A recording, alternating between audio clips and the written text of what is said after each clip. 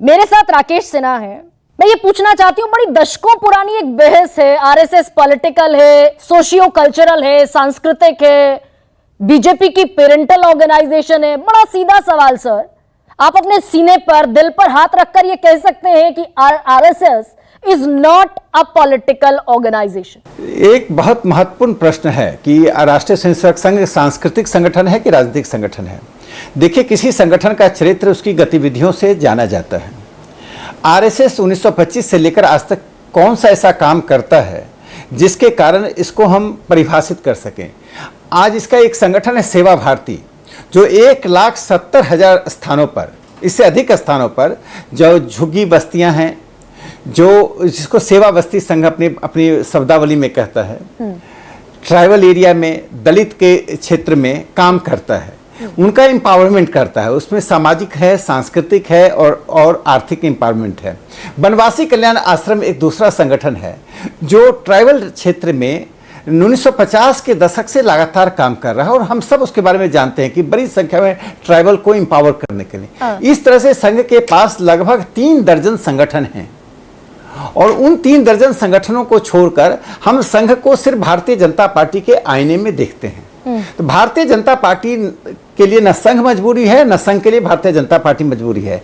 Bharatiya Janata party एक राजनीतिक संगठन है। चूंकि वैचारिक समानता है, उस वैचारिक समानता के कारण संघ के स्वयंसेवक भारतीय जनता पार्टी को निश्चित रूप से बड़ी संख्या में समर्थन करते हैं। यदि कांग्रेस पार्टी में संपूर्णानंद होते, कांग्रेस पार्टी में सरदार पटेल का वर्चस्व होता, कन्हैयालाल मानिकलाल मुंशी का वर्चस्व होता, और गांधी नेहरू परिवार अपने उस दुराग्रह के साथ नहीं होता, तो शायद संघ के स्वयंसेवक कांग्रेस पार्टी के साथ भी रहते। सवाल कांग्रेस और वर्सेस आरएसएस नहीं है सर। दुराग्रह होता तो श्यामा प्रसाद मुखर्जी नेहरू की कैबिनेट में क्यों शामिल होते?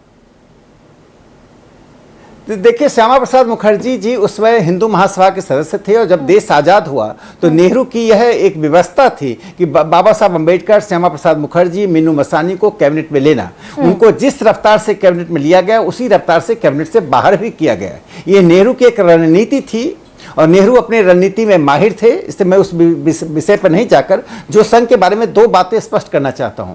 जो आज प्रतिबंध की बात आई है, यह प्रश्न इसलिए महत्वपूर्ण है कि औपनिवेशिक काल में 1932-33 में सरकारी कर्मचारियों का संघ में जाने से प्रतिबंधित किया गया था। तब भी ब्रिटिश राज ने उसका कारण बताया था कि संघ सांप्रदायिक और राजनीतिक संगठन है। इसके ऊपर मध्य प्रांत, जो सेंट्रल प्रोविंसेस कहते हैं, मध्य प्रांत के लेजिस्लेटिव काउंसिल में ₹1 का कट मोशन वीडी कोल्टे ने, उसके सदस्य ने डाला।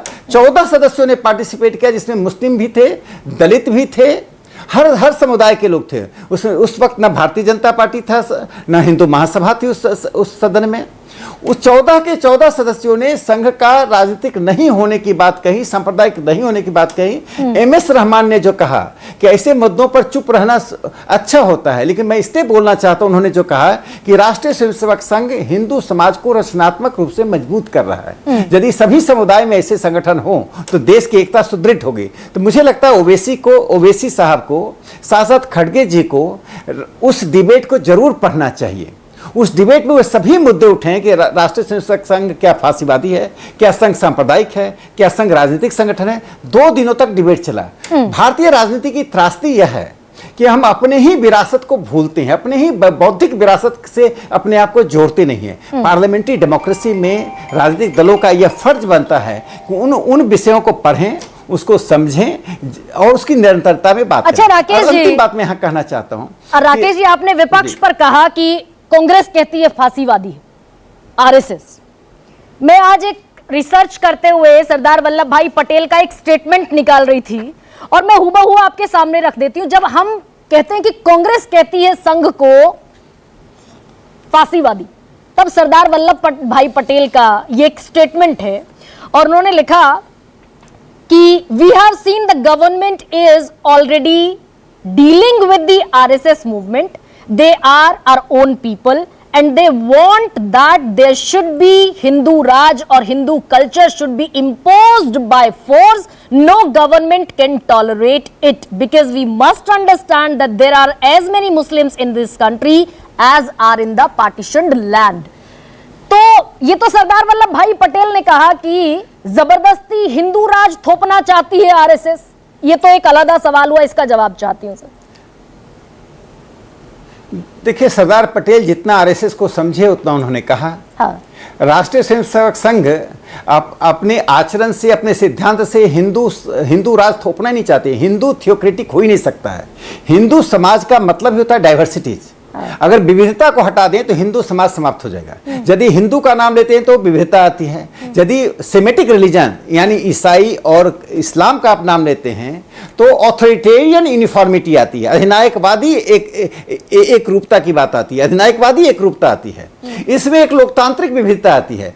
हिंदू समाज में, एक परिवार में, एक समुदाय में, एक गांव में, एक क्षेत्र में जितनी प्रकार की रीतियां हैं, जितनी प्रकार की स्वतंत्रता है अध्यात्म को परिभाषित करने का और अध्यात्म से अपने आप को अलग रखने का, यानी नास्तिकों को, चारवाकियों को भी यह स्थान मिलता है। इसलिए जब हिंदू संस्कृति के प्रसार की बात करता है संघ, तो संघ उस विविधता को संरक्षित करना चाहता है। विविधता को खतरा कब आया? आखिर बांग्लादेश क्यों बना? पाकिस्तान क्यों बना? अफगानिस्तान भारत से अलग क्यों हुआ? नहीं सर, अगर ये विविधता की बात मैं चाहती नहीं हूं आपको इंटरवीन करूं, मैं चाहती हूं आपको मुकम्मल और पूरा सुनूं, लेकिन आप विविधता की बात कर रहे हैं और सरदार पटेल कह रहे थे कि हिंदू समाज के लिए काम किया है, लेकिन आरएसएस बदले की आग से खेल रही है, मुसलमानों पर हमले कर रही है। सारे भाषण सांप्रदायिकता के जहर से भरे होते हैं, जिस जहर का नतीजा देश को गांधी जी के बलिदान के रूप में चुकाना पड़ा। देखिए, सरदार पटेल वे व्यक्ति थे जिन्होंने संघ का पूरा सहयोग लिया पार्टीशन के दौरान। यदि सरदार पटेल को पूरे रूप में पढ़े, सरदार पटेल संघ के स्वयंसेवक नहीं थे, न ही संघ सरदार पटेल को अपना स्वयंसेवक मानता है। वे कांग्रेस के थे, हम संघ के थे। उनका मतांतर था। वे जितना संघ को समझ से पाए उतना बोले। जहां तक पार्टीशन के समय की बात है, राष्ट्रीय स्वयंसेवक संघ और अकाली दल, यदि ये दोनों संगठन नहीं होते तो पंजाब में इतना बड़ा जीनोसाइड होता। पंजाब के हिंदू और सिखों को बचाने का काम संघ ने किया है। संघ ने बदले की भावना से नहीं किया। रावलपिंडी से ट्रेन लाशों से भरकर गई है, नई दिल्ली से कोई भी ट्रेन लाशों से भरकर रावलपिंडी नहीं गई थी। तो सर, कांग्रेस ने गलत रूप से प्रस्तुत किया है।